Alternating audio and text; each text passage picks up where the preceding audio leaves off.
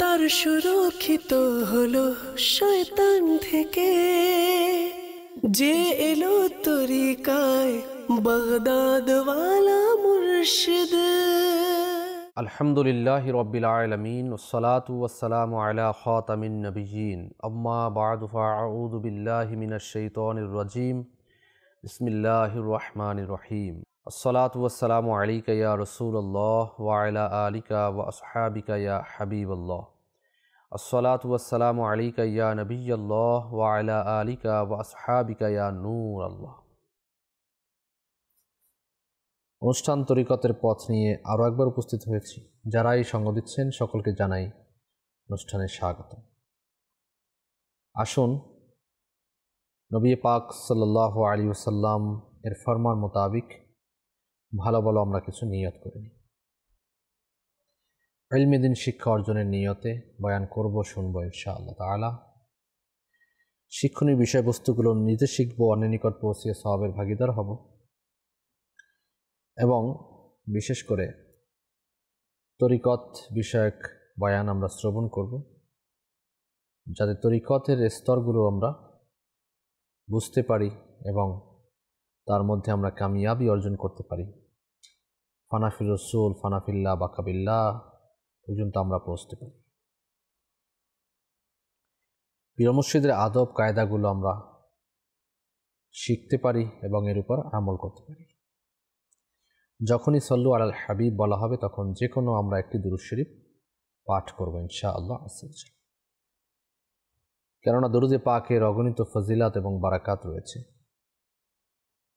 নবী রাহমাত শফি উম্মত সাল্লাল্লাহু তাআলা আলাইহি ওয়া আলিহি ওয়াসাল্লাম ইরশাদ করেছেন, যে ব্যক্তি জুমাআতুল মুবারাকার দিন আমার প্রতি ৮০ বার দুরূদ শরীফ পাঠ করবে তার ৮০ বছরের গুনাহ ক্ষমা হয়ে যাবে। সল্লু আলাল হাবিব সাল্লাল্লাহু তাআলা আলা মুহাম্মদ সাল্লাল্লাহু তাআলা আলাইহি ওয়া আলিহি ওয়াসাল্লাম। দর্শক শ্রোতা, এই গুনাহ ক্ষমা হওয়াটা এটা গুনাহে সাগীরা। কেননা গুনাহে কবীরা যেগুলো হবে সেগুলো তওবা ব্যতিরেকে মাফ হয় না। গুনাহে সাগীরাগুলো আল্লাহ পাক আলিমের জিয়ারাতে, কামিল পীর মুর্শিদের জিয়ারাতে এবং বিভিন্ন নেক আমলের কারণে মাফ করে দেন। তেমনইভাবে দুরুদে পাকের বারাকাতেও গুনাহে সাগীরাগুলো মাফ হতে থাকে। আল্লাহ পাক আমাদেরকে বেশি থেকে বেশি পরিমাণ দুরুদে পাক পাঠ করার তৌফিক দান করুন, আমিন। একজন মুরিদের উচিত তার পীর মুর্শিদের যে গোপন রহস্যগুলো রয়েছে এগুলোকে গোপনই রাখা। পীর মুর্শিদের নিগুড় তত্ত্ব বা রহস্য যা সে জ্ঞাত হয়, যা সে জেনে যায় বা অনুভব করে বা অন্যের নিকট কখনো প্রকাশ করা ঠিক না, কিংবা তা প্রকাশ করার অনুমতি পীরের নিকট না চাওয়া। কারণ তা গোপন রাখাটাই পরম আদব ও দুঃসাধ্য কাজ। কিন্তু নিজ রহস্য গোপনীয় কথা পীরের নিকট নির্জনে প্রকাশ করা উচিত এবং পীর সাহেব যা ব্যাখ্যা দিবেন তা তরিকতের ভাইদের নিকটও কখনো প্রকাশ করা উচিত। যেমন অনেকেই আমরা এরকম রয়েছি যে কিছু স্বপ্ন দেখলাম অথবা এমন কিছু আমার সাথে ঘটছে যা মানুষের কাছে বলতে পারছি না, কিন্তু এই সকল কিছু পীর মুর্শিদের কাছে বলা উচিত। নিজের জাহির ও বাতিন পীর মুর্শিদের কাছে সদা সর্বদা কি স্পষ্ট থাকে। তো সেজন্য আমার সকল কার্যাদি পীর মুর্শিদকে জানানো উচিত এবং তিনি যে কাজগুলো দিবেন অথবা বলবেন যদি এটা অন্যদেরকে না বলা। আল্লাহ তাআলার নিকট থেকে কোনো প্রকার ক্ষমতা, কারামত, ফয়েজ বা নিয়ামত লাভ করলে তা গোপনে পীরকে জানানোটা খুবই দরকার রয়েছে, এটা কর্তব্য, অতীব কর্তব্য রয়েছে। তাহলে পীর তার নিজ রহস্যের সঙ্গ, নিজ যে রহস্য রয়েছে, নিজের যে পাওয়ার রয়েছে, নিজের যে আধ্যাত্মিকতা রয়েছে তার মাধ্যমে মুরিদকে আরও কামালিয়াত দান করতে পারেন, মুরিদকে আরও উচ্চ শিখরে পৌঁছাতে পারেন। যদি পীর সাহেবের নিকট না বলে তখন দেখা যাবে যে যদি অন্য কোথাও বলে তখন তার বাহবা হবে। বাহবা হলে তার মধ্যে আমিত্ব চলে আসতে পারে, অহংকার চলে আসতে পারে, গরিমা চলে আসতে পারে, যার কারণে সে হতে পারে তার যে প্রাপ্যটা ছিল, তিনি যা পেয়েছিলেন তা হারিয়ে ফেলেন। পীর মুর্শিদের কাছে যদি যাওয়া হয় এবং বলা হয় তো তিনি সেটাকে আপনি কোনো সম্পদ যদি পেয়ে থাকেন, তো সম্পদ হেফাজতের জন্য তো আপনাকে কোথাও না কোথাও যেতে হবে, তাই না? সম্পদ পেয়েছেন, সেটা এমনি এমনি করে রেখে দিলে সেটা কি আপনি রক্ষা করতে পারবেন? পারবেন না। তেমনইভাবে আল্লাহ প্রদত্ত কোনো কামালিয়াত, কোনো কারামত, কোনো কিছু যদি আপনার হাসিল হয়, তাহলে সেটা রক্ষা করার জন্য পীর মুর্শিদের কাছে দোয়াও চাইতে হবে এবং তার থেকে পরামর্শ গ্রহণ করতে হবে। আল্লাহু আকবার, সুবহানাল্লাহ। তো আল্লাহ তাআলার রুবুবিয়্যাতের রহস্য প্রকাশ করা এটা তো উচিত নয়।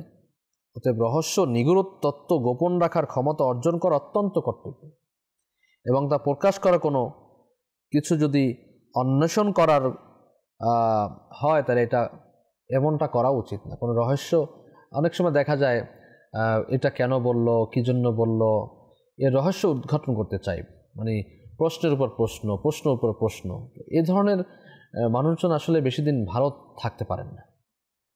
আপনাকে কিছু একটা বলে দিলেন, আপনি বিনা দ্বিধায় নির্বাক্যে আপনি যখন মেনে নেবেন, সেই আমল করবেন, তখন দেখা যায় আপনি অনেক কিছু হাসিল করবেন।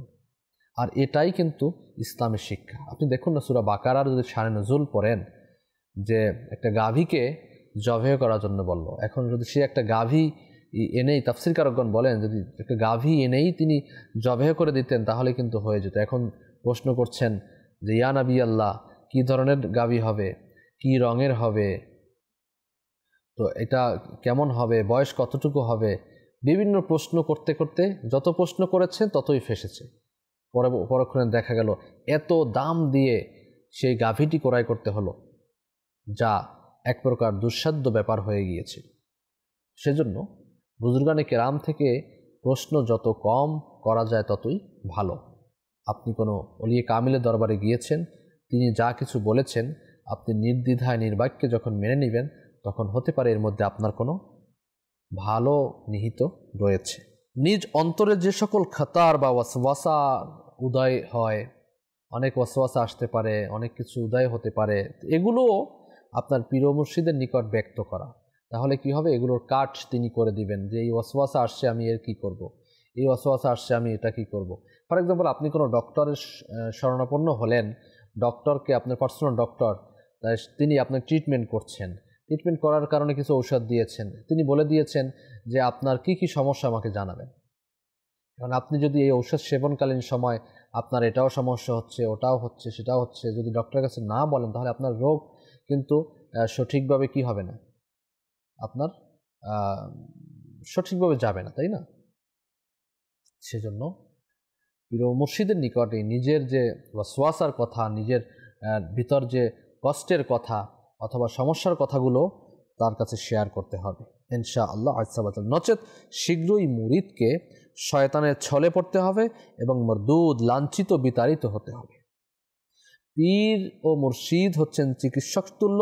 তার নিকট পীরার অবস্থা, পীরা মানে রোগের অবস্থা গোপন করলে দিলের, মানে এটা তো দিলের রোগ, এই দিলের রোগের কথা যদি আপনি গোপন করেন, তাহলে চিকিৎসা এটা হওয়া সম্ভব না। কোনো ডক্টরের কাছে আপনি যদি নিজের গোপন রোগের কথা গোপন করে ফেলেন, তাহলে আপনি সঠিকভাবে চিকিৎসা পেতে পারেন না। এই জিনিসগুলো আমাদের বুঝতে হবে। আমাদের সমাজের মধ্যে দেখা যায় এই জিনিসগুলো খুবই বড় অভাব রয়েছে।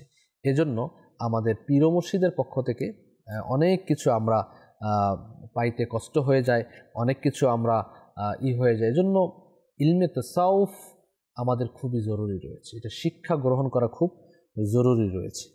কেননা ইলমে তাসাউফ যদি না থাকে, তাহলে কিন্তু আমাদের এই জিনিসগুলো আমাদের থেকে আমরা হাসিল করতে পারবো না। কেননা আল্লাহ ওয়ালা, খোদা ভীরু, খোদা ভক্ত ওলিদের অনুসৃত পথকেই আপনার বলা হয় তাসাউফ। এজন্য তাদের পথকেই আমাদের অনুসরণ করতে হবে, অনুকরণ করতে হবে। যেমন আল্লাহ পাকের নবী সাল্লাল্লাহু আলাইহি ওয়াসাল্লাম ইরশাদ করেছেন, নির্দেশ করেছেন, তোমরা আল্লাহর চরিত্রে চরিত্রবান হও।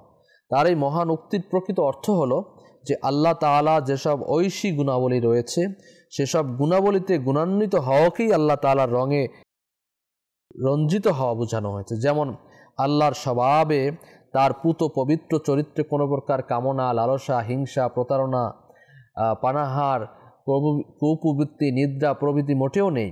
এমন ঐশী স্বভাবে স্বাভাবিক হতে পারলেই জৈবিক উপাদানে আবদ্ধ মানবাত্মা ঐশী সত্তায় পৌঁছাতে পারে, পরিণত হতে পারে পরশ পাথরে।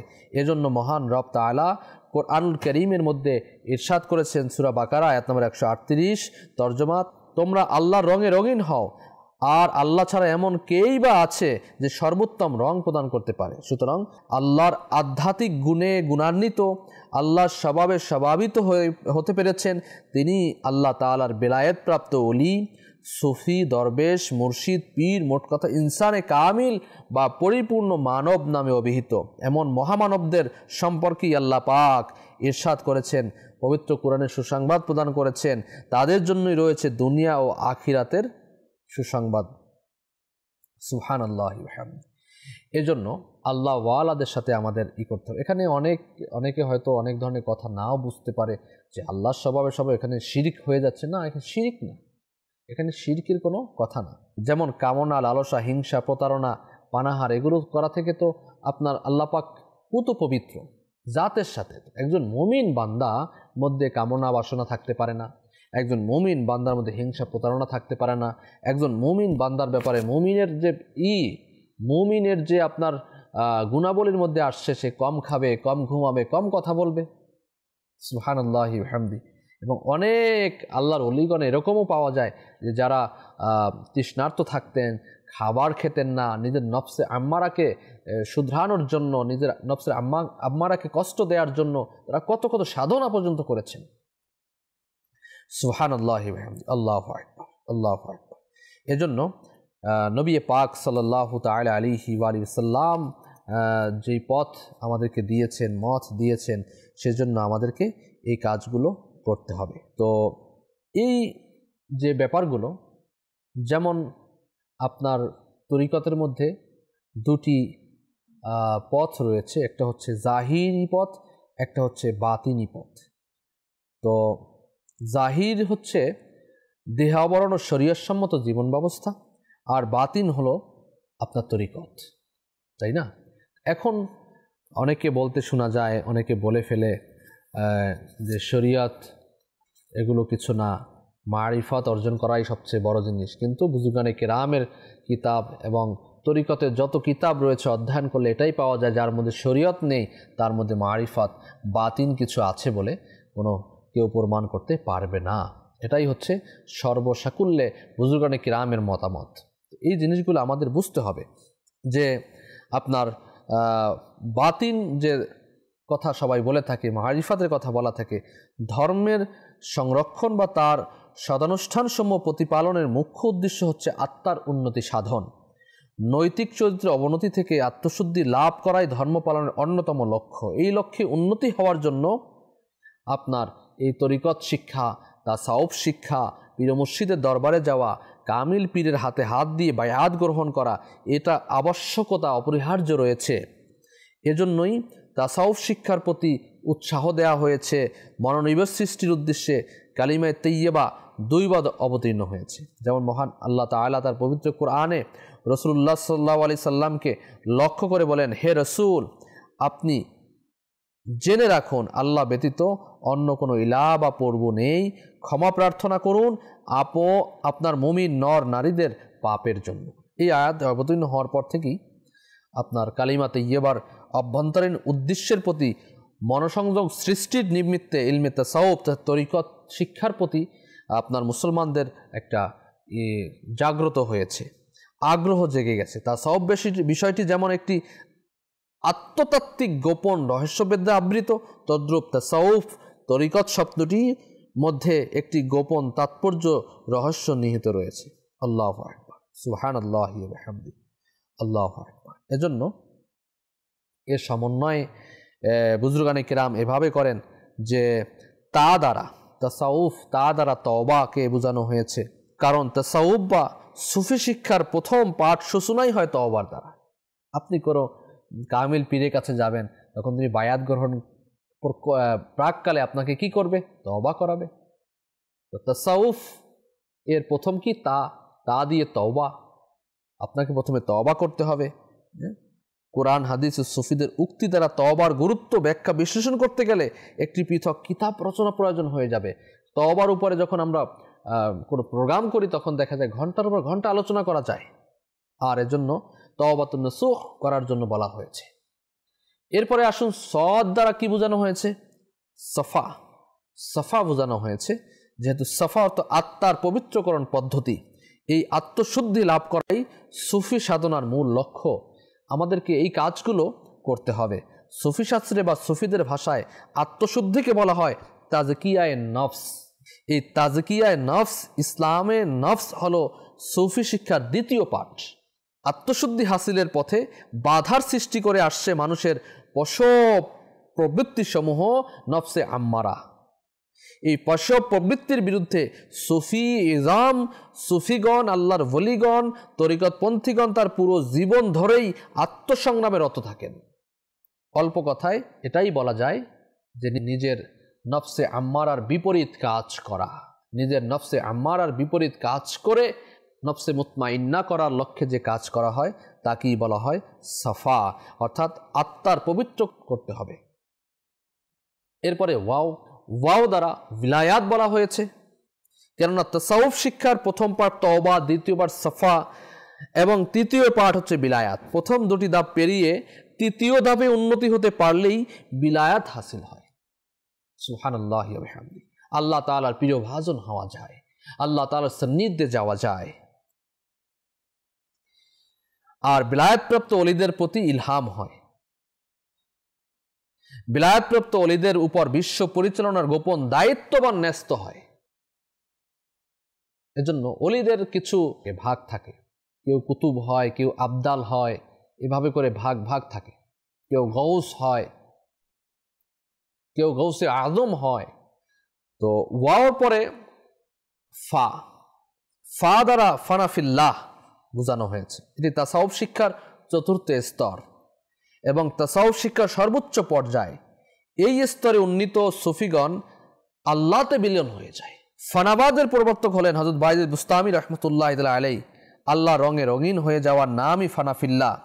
আল্লাহর ওলিগণ ঐশী প্রেমের মগ্নতায় সর্বদা আল্লাহতে ডুবে থাকতে চান। কিন্তু চিন্তার বিষয় হলো ওই চারটি অর্থবহ অক্ষরের সংযোজন সমন্বয়ের ফলে যেমন সৃষ্টি হয়েছে তাসাউফ শব্দটি, এর চেয়ে অর্থবহ ও তাৎপর্যপূর্ণ তাসাউফ বিষয়টি। চারটি বনের সারাংশ হচ্ছে তওবা অর্থ বহন করে। এই তওবা দুই অর্থে বোঝানো হয়েছে, মৌখিক তওবা আবার আন্তরিক তওবা। মুখেও তওবা করা যায়, আবার অন্তর দিয়েও তওবা করা যায়। কোনটা করতে হবে? আন্তরিকভাবে তওবা করতে হবে। মৌখিক তওবার অর্থ হতে অতীতের পাপকর্মের জন্য অনুতপ্ত হওয়া, ভবিষ্যতের পাপ কাজে লিপ্ত না হওয়ার ওয়াদা করা কি মৌখিক তওবা বলে। আন্তরিক তওবার অর্থ হচ্ছে প্রতিশ্রুতিবদ্ধ হওয়া, যে পাপকর্ম থেকে পরিবর্তিত হয় তখনই প্রতিশ্রুত তওবা পরিপূর্ণতা হাসিল হয়। এরূপ তওবাকেই আন্তরিক তওবা বলা হয়। তওবার জন্য যারা নিষ্পাপ হয়ে যান এমন পবিত্র হৃদয়ের লোকদেরকে আল্লাহ তাআলা ভালোবাসেন। আল্লাহ তাআলা ইরশাদ ফরমান, নিশ্চয়ই আল্লাহ তাআলা তওবাকারী ও পবিত্রতা অর্জনকারীদের ভালোবাসেন। সুবহানাল্লাহি ওয়া বিহামদিহি। তো এই জন্য আমাদেরকে এই বিষয়গুলো আমাদেরকে জানতে হবে, বুঝতে হবে। যদি আমরা না বুঝি, না জানি, তাহলে কিন্তু আমাদের করতে হবে। তেমনইভাবে প্রত্যেকটি তওবা, তারপরে আপনার আত্মশুদ্ধি বা আত্মিক পবিত্রকরণ, সওয়াদ দ্বারা যে বোঝানো হয়েছিল ভিলায়াত হাসিল করার জন্য এই কাজগুলো আমাদের করতে হবে আল্লাহ তাআলার সান্নিধ্য লাভের জন্য। এবং যখন আপনি এই তওবা করবেন, যখন আপনি সাফা করবেন, পবিত্র অন্তর করবেন, তখন কিন্তু অটোমেটিক্যালি আপনার কানেকশন রাসূল পাক সাল্লাল্লাহু আলাইহি ওয়াসাল্লামের সাথে হয়ে যাবে। আর যখন হয়ে যাবে তখন আপনি এই ভিলায়াত লাভ করতে পারবেন। আর যখন ভিলায়াত লাভ হবে, তৃতীয় ধাপ হয়ে গেল, চতুর্থ ধাপে আপনি পৌঁছে যাবেন ফানাফিল্লাহ। সুবহানাল্লাহ, ফানাফিল্লাহ বাকাবিল্লাহ পর্যন্ত পৌঁছে যাবেন। সুবহানাল্লাহি ওয়া বিহামদিহি। আল্লাহ পাক আমাদেরকে এ সকল বিষয় বুঝার এবং আমল করার তৌফিক দান করুক। সাথেই থাকুন, ভালো থাকুন, সুস্থ থাকুন, দেখতে থাকুন মাদানী চ্যানেল বাংলা। সাল্লু আলাল হাবিব সাল্লাল্লাহু তাআলা আলা মুহাম্মদ সাল্লাল্লাহু তাআলা আলাইহি ওয়া আলিহি ওয়াসাল্লাম। ঈমান তার সুরক্ষিত হলো শয়তান থেকে, যে এলো তরিকায় বাগদাদ ওয়ালা মুর্শিদ।